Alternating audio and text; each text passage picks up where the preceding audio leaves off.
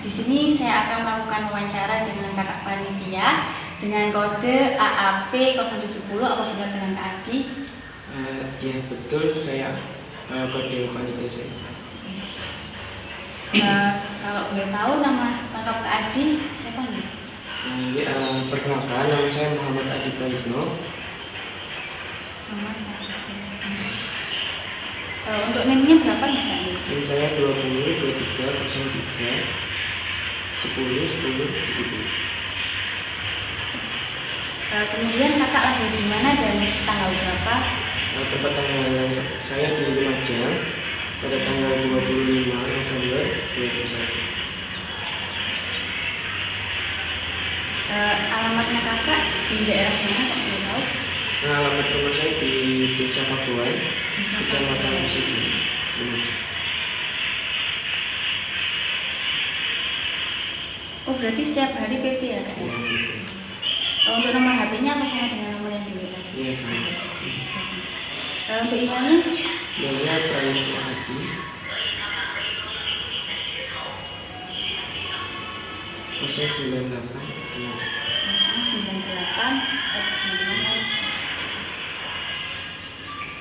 Selanjutnya saya akan tanya tentang riwayat pendidikan kakak. SD-nya dulu dari SD mana ya Kak? Saya dulu di SDN 1 Pasti Jambi. SDN 1 Pasti Jambi, terus SMP-nya SDN 2 Pasti Jambi. Untuk SMA-nya saya di SMK Muhammadiyah.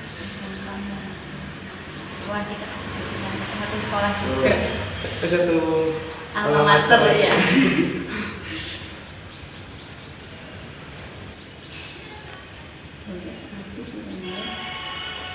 Selanjutnya riwayat organisasi kakak dari SMA. Oh SMP. SMP.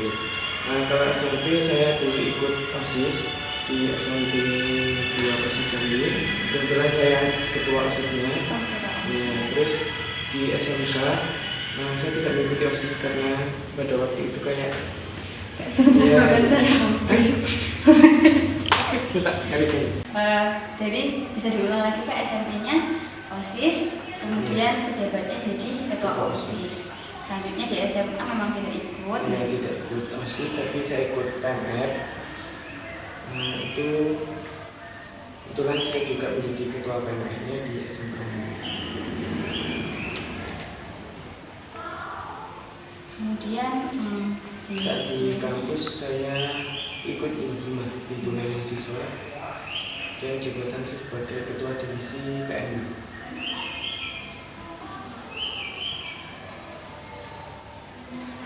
Selanjutnya apa alasan kakak gabung di HIMA? Ikut organisasi di kampus. Sebenarnya sih awalnya sih nggak mau ikut organisasi ya, kayak mau fokus ke kuliah, ke mata kuliah juga kampus gitu, biar nggak ada beban lain kan. Tapi kok pas awal masuk kok kayaknya seru jadi ikut organisasi, terus sama teman-teman juga dapat dorongan buat ikut, jadi bareng-bareng daftarnya, terus alhamdulillah keterima bareng satu circle gitu, masuk semua, terus ya udah dijalani, terus akhirnya sampai sini ikut organisasi. Awal-awal masuk HIMA itu seleksinya biasanya apa aja ya? Iya. Kalau dulu saya kan online, kan generasi online 2 tahun kan ya. Dulu juga online, ada seleksi tes tulis tapi online, tes wawancara, kemudian juga ada tes wawancara dari kakak tingkatnya sama dari pembina. Oh bukan dari dosennya? Ya, pembina itu dosennya. Terus kan sudah gabung di HIMA nih ya Kak ya. Nah, biasanya kan kita bingung untuk bagi waktu antara tugas kampus dan juga organisasi. Itu caranya Kak Adi membagi itu. Ya, betul sekali, harus karena tugas kuliah itu banyak sekali ya. Satu mata kuliah, misalnya 5 dosen ya tugasnya 5 gitu kan ya. Tahu sendiri kan. Terus di HIMA juga mau nggak mau juga harus banyak tugasnya. Terus banyak prokernya juga harus dikerjakan. Kalau saya sih membagi waktunya gini. Kalau saya di kelas, saya 100% di kelas. Oh, Pak. Iya.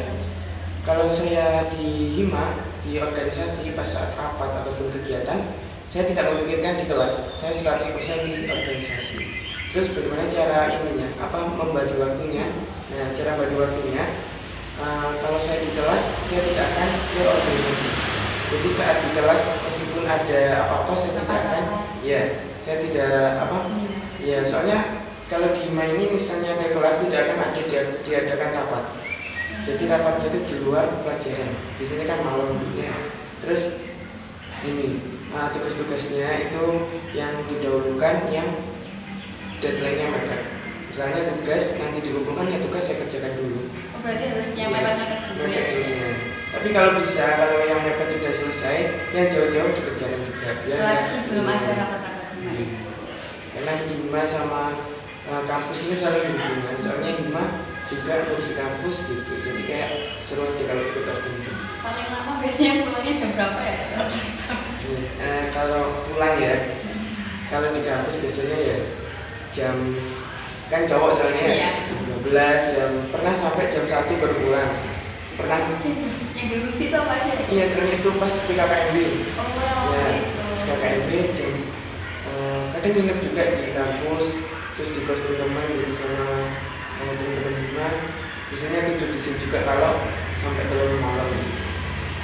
Itu memang orang tua ambil dari sendiri ikut organisasi atau memang dari KAD-nya sendiri memaksa meskipun nggak bisa? Sebenarnya sih saya orang tua itu kayak mendukung kalau ikut organisasi pas waktu SMP, SMA.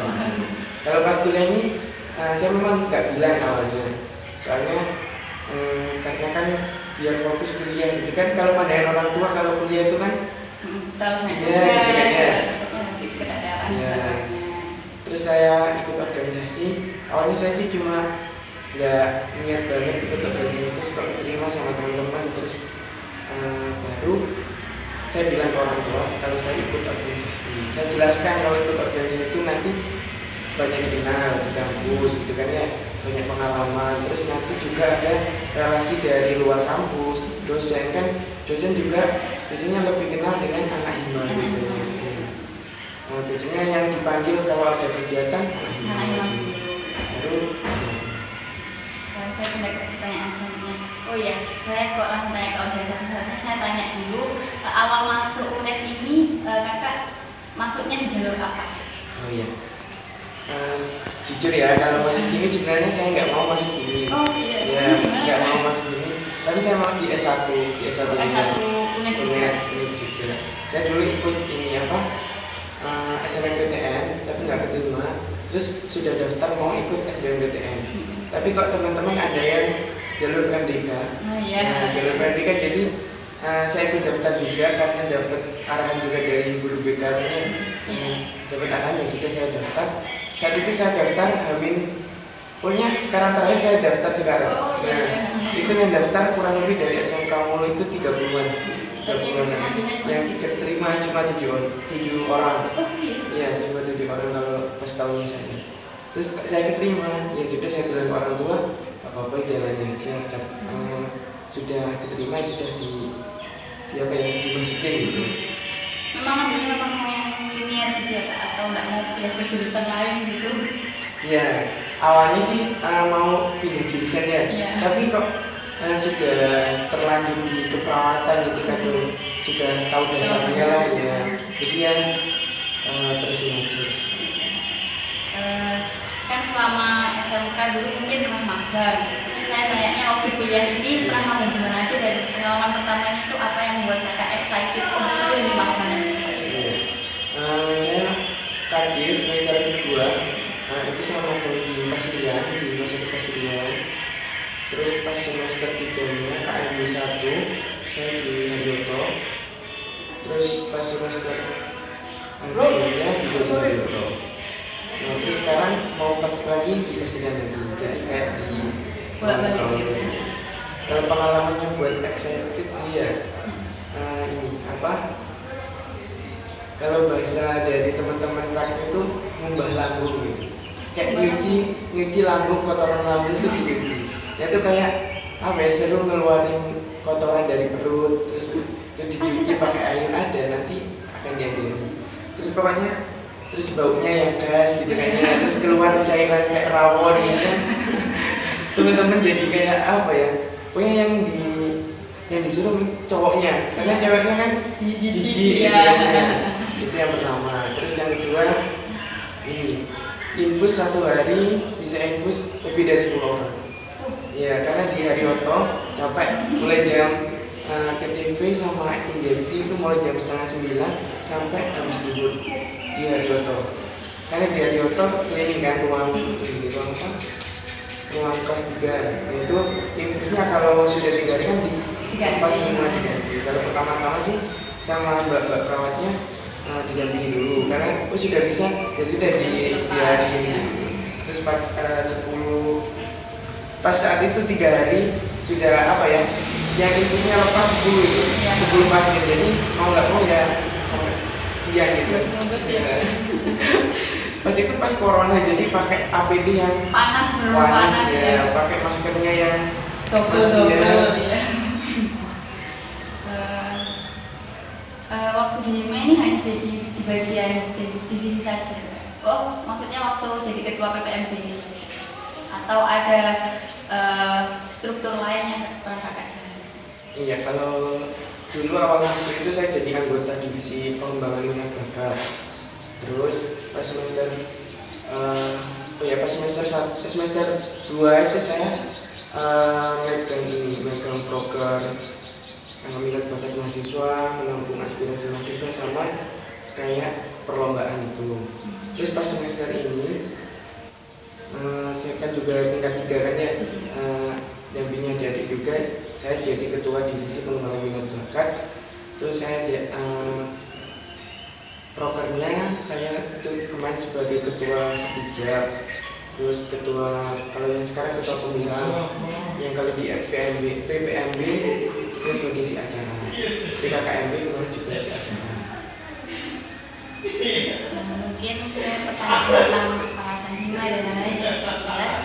Selanjutnya saya tanya ke kakak tentang planning 5 tahun ke depannya ini apa? Karena juga kan mau lulus gitu.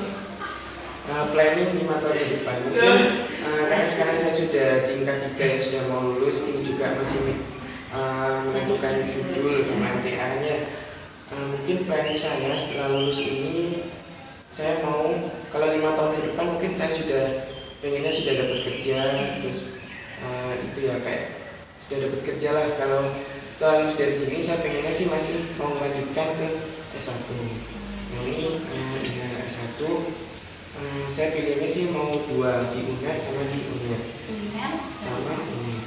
Kalau di UNER kan bagus ya apa ya bagus tapi susah juga mas itu. Kalau susah. Ya, kalau di UNER ya kalau UNER kita kan sudah gabung sama UNER. Jadi kayak kita sudah keluarga sendiri sama S1 jadi nanti kalau masuk lebih mudah gitu. Jadi pilihannya ada 2. Berarti dapat kerja terus lanjut S1 kemudian sudah itu saja atau masih ada planning lain juga? Sudah itu saja mungkin planningnya apa lagi ya? Habis penyimpanannya. Mantap. Oke guys, ya Mister Cewek ya. Sudah. Masih bisa apa enggak sih? Oh iya. Jadi cukup sekian ya kak wawancara saya tentang kedepannya gimana ataupun alasan kakak itu gimana. Jika ada salah kata saya mohon maaf. Terima kasih ya kak sudah membantu saya menyelesaikan tugas PPMB saya. Ya sama-sama tetap semangat, tetap jaga etika dan 5S. Sangat besar ya. Oh iya, tambah itu sih kak ada apa? Iya. Selanjutnya pesan dan pesan kakak untuk saya sebagai maba. Satu angkatan atau Untuk saya saja. Pesannya sih, kalau pesannya saya Fatul kan satu SMK ya, tapi saya nggak tahu apa Nama anak dia jelasnya. Saya juga nggak tahu soalnya kan kamu di kelas 1, saya kelas 3 Ya. mungkin kesannya pas PKKMB ya, kayak pas PKKMB ketua angkatannya Fatul gitu kan ya, wah ketua angkatannya cewek keren gitu kan, soalnya dari dulu yang cewek itu jarang jadi ketua angkatan, semuanya cowok ya. Wah keren. Terus semakin kesini kok anaknya aktif, kamu itu kayak di sama tingkat ini juga sering kan dibahas kan, Ya. anak-anak siapa aja yang aktif itu dibahas. Terus untuk pesannya mungkin itu tetap jaga etika yang paling penting, apalagi sama dosen, sama cutting juga, karena kalau keperawatan ini kita kan menghadapi pasiennya, jadi komunikasi dan etika itu yang paling penting, dan tetap jaga 5S. Terima kasih ya Kak. Terima kasih.